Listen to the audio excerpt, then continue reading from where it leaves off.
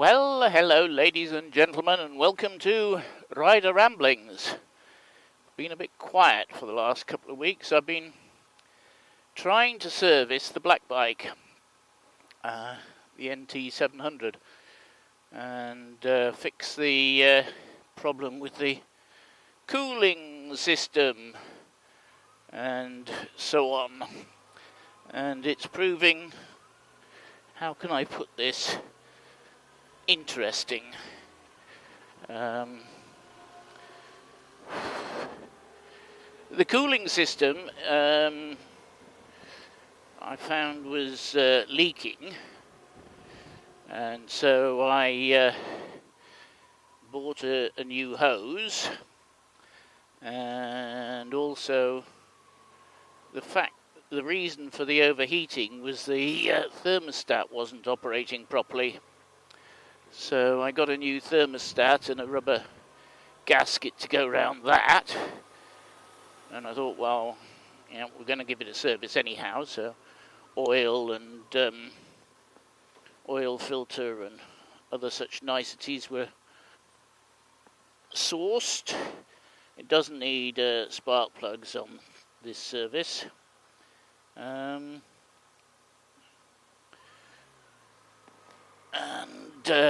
I checked the air filter about 1,000 kilometers ago, and it's very clean. It is.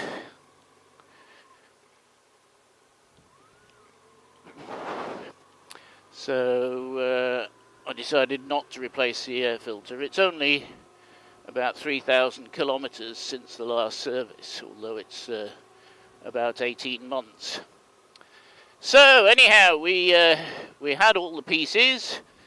We had what I thought was all the tools, and started work. And of course, the previous time it had been serviced, it had been done by a garage. Mainly because I hadn't got the time, and I also needed to have the centre stand replaced, and I didn't have a system to hold the bike in the air while the centre stand was being replaced. So I had a local garage do it. Now the local garage has since changed hands, and the chappie who owned it and the mechanic are no longer there. And how can I put this? I came to well, first of all, I did the thermostat. Now, that was relatively easy to do. The leak had left a bit of crud that needed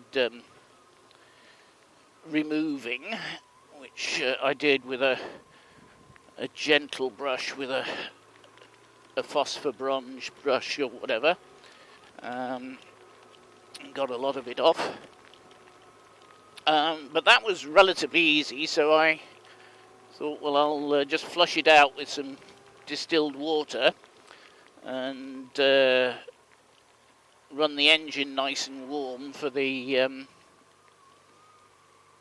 oil change. So did that nicely, and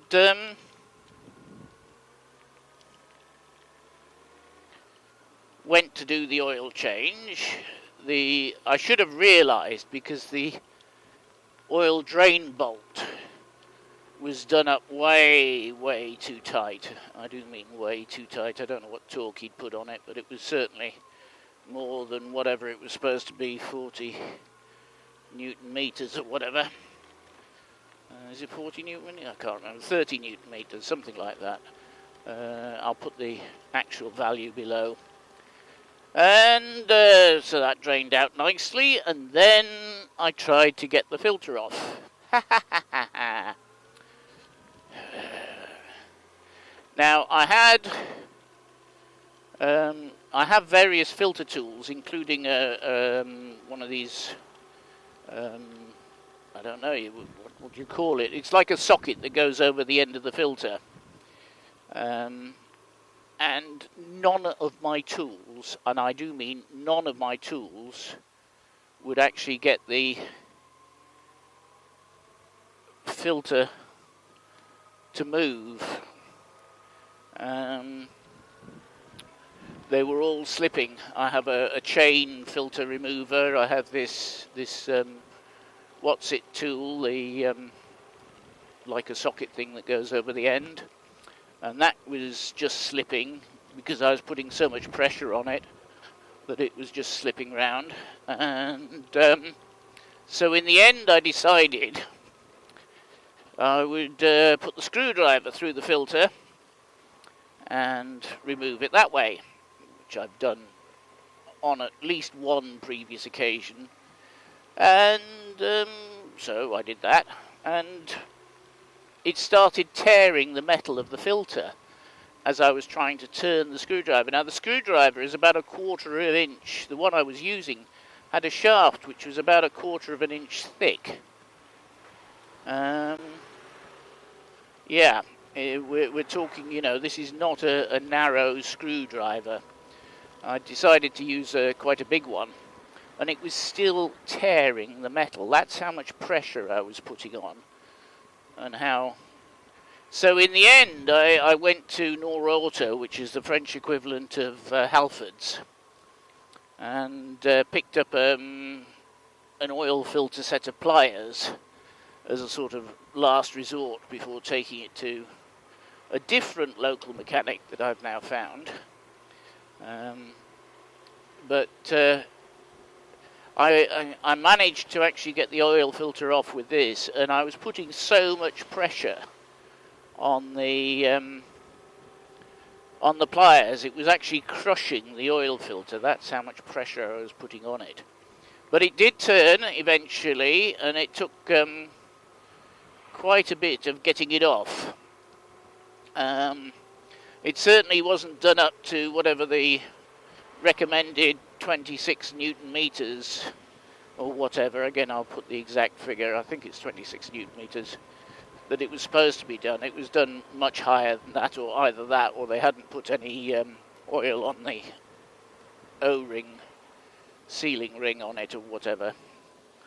Anyhow, so that took me quite some time to do, with, as I say, a trip to the shops on Sunday.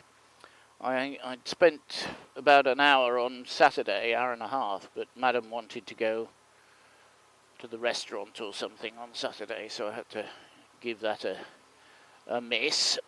And it was so that was the problem. And I have to remember I haven't got bags on this one today.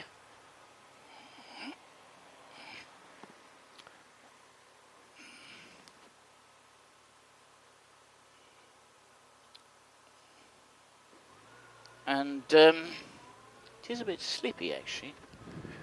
I've noticed a couple of slides. Anyhow, finally did that, so managed to fill it up with oil, drain out the water. Luckily it's in a garage, so I didn't have to worry about the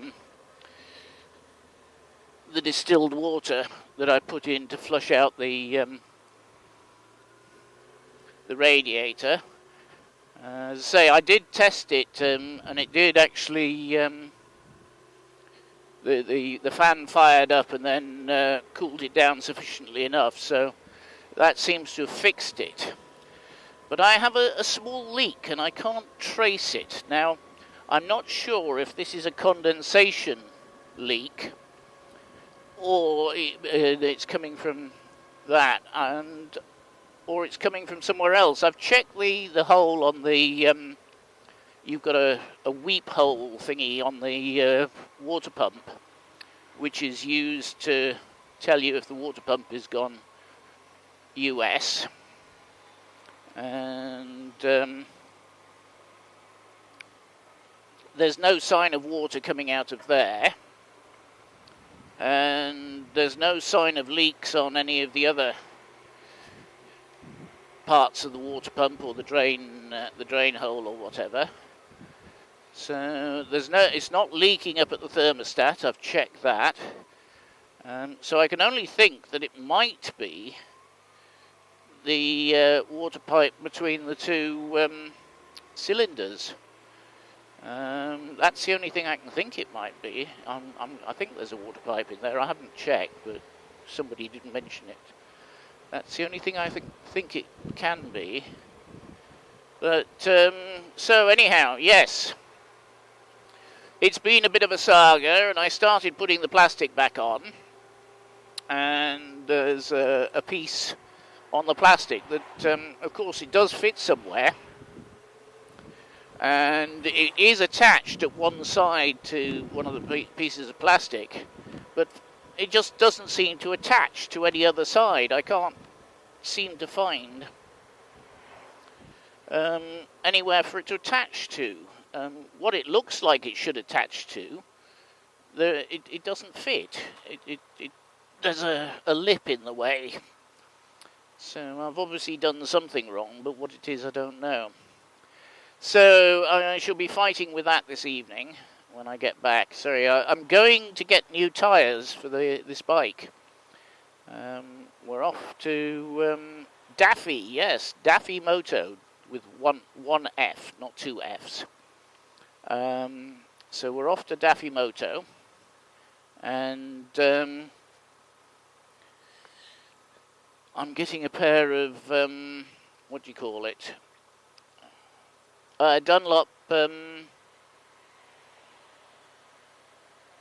Road Smart 4s. Sorry, my brain is still thinking about the plastic on the Deauville. And they've offered fitting the two tyres unfitting for about €330, which is considerably less than the Yamaha dealer is offering, so I'm off up there to get some new boots. So yes, that's the saga, and as I say, I'll have to keep you updated on the plastic and where this leak is on the black bike. I'm going to see if I can ferret about and see if I can find where this leak is coming from, but it's not easily visible. And I've got a sneaking suspicion it's from one of the vent tubes, because there's no sign of water running down the side of anything. So I think it must be a vent tube, but I do need to find it. I won't settle until I have. So that's the news. I hear you've had foul weather. This rain that we've got at the moment, this little bit of rain, is I believe the very, very tail end of Storm Jocelyn that is hitting Scotland at the moment and the north of England. So this is what we're getting, and I hear you had we had some pretty foul weather on Monday, so your weather must have been absolutely appalling on that. So I do hope you're okay and not too much damage and so on. So it is a bit slippy.